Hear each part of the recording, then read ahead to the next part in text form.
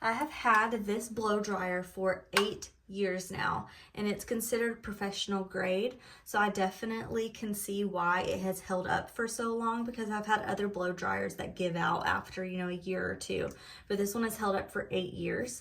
It's pretty simple and self-explanatory. It has the